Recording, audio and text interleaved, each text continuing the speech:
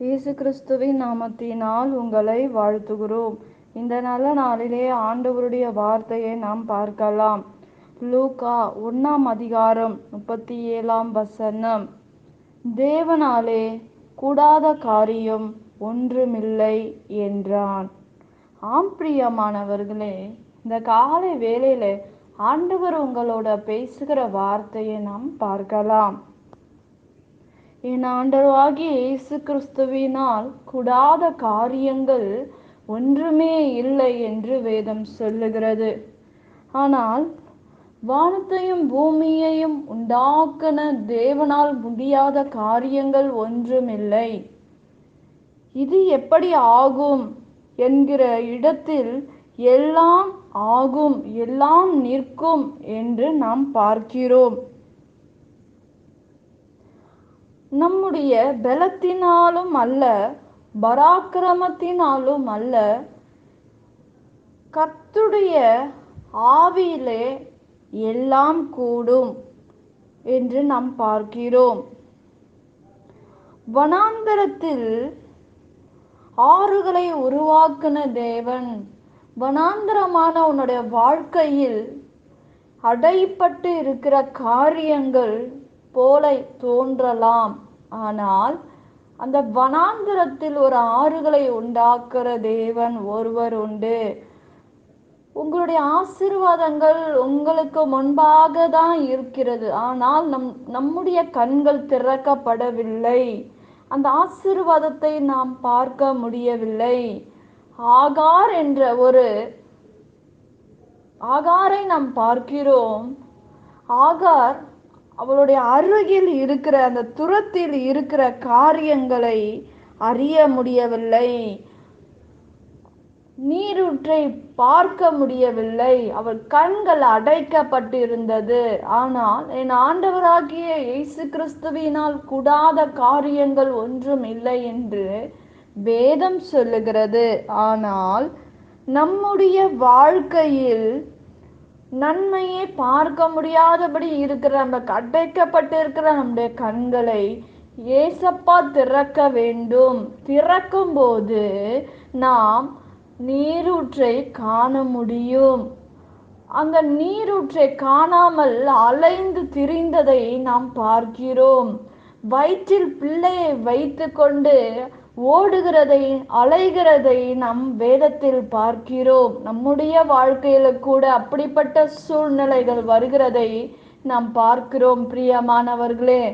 ஆனால் எங்கேயோ ஓடுகிறாங்க. ஆனால் என்னை காண்கிறது தெய்வமே என்று அந்த நீரூற்றை காண்பிக்கும் போது, ஆண்டவரை நோக்கி கூப்பிடும் போது முடிந்ததே என்று நினைத்து தன் மகன் மரிக்க போகிறான் என்று நினைத்து அவள் கதறி ஆண்டவரை நோக்கி பார்க்கும்போது ஆண்டவர் இறங்கி அந்த நீரூற்றை காணும்படி ஆண்டவர் செய்கிறதை நாம் பார்க்கிறோம். இப்படிப்பட்ட அதிசயத்தை கூட ஆண்டவரால முடியும். எப்பேற்பட்ட காரியமா இருந்தாலும் ஏன்னா ஏசப்பாவால முடியாத காரியங்கள் ஒன்றுமே இல்லை என்று நாம் வேதத்தில் நாம் பார்க்கிறோம். இல்லாத காரியங்களை அதை அழைக்கிற தேவன்.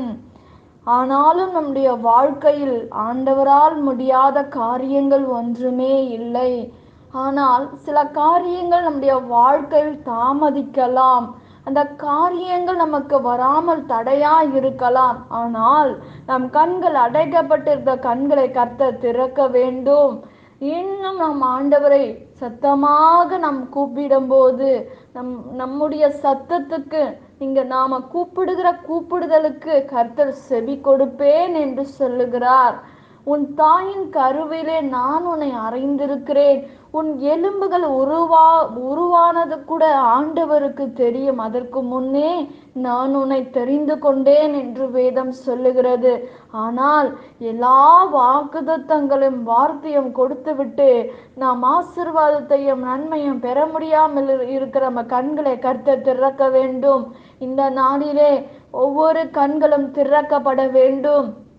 அப்பொழுது நம்முடைய வாழ்க்கையில் நீரூற்றை காண முடியும் என்று வேதம் சொல்லுகிறது. பிரியமானவர்களே, அந்த ஆகார் நீரூற்றை கண்டபடினால் அவர்கள் பிழைத்தார்கள். என்னை காண்கிற தேவனே, என்னை காண்கிற தெய்வமே என்று ஆண்டவரை பார்த்து பெயரிட்டு சொல்லுகிறதை நம் வேதத்தில் பார்க்கிறோம்.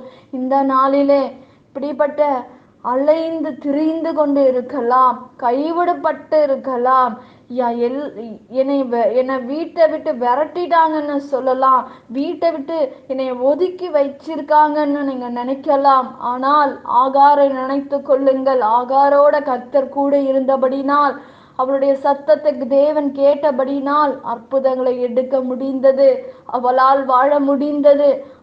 எல்லாரும் ஒதுக்கப்பட்ட அந்த ஆகாரை, அவனுடைய மகனையும் கர்த்தர் எப்படி ஆசீர்வதித்தாராம்?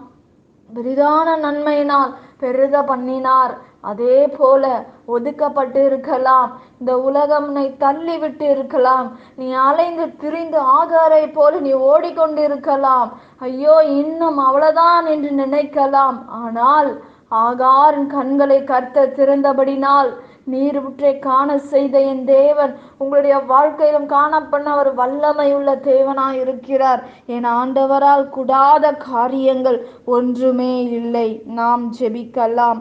பரலோகத்தில் வாசமா இருக்கிற அன்பின் பிதாவே, உங்க நாமம் மகிமைப்படுவதாக, உங்க ராஜ்யம் வருவதாக. இசப்பா, எங்க கண்களை திறப்பீராக.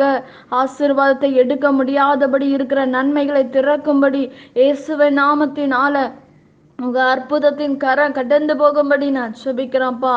இயற்கைக்கு அப்பாற்பட்ட அதிசயங்களை செய்யுங்க. இந்த நாள்ல இறங்கி வாங்க. என் தகப்பன் எங்களுக்காக மனம் இறங்கும்படி ஜெபிக்கிறோம்ப்பா. எங்க எல்லா தடைகளை மாற்றுவீராகப்பா. இயேசுவின் நாமத்தில் வேண்டுகிறோம் எங்க நல்ல பிதாவே. ஆமேன். கர்த்தர் தாமே உங்களை ஆசீர்வதிப்பாராக. ஆமேன்.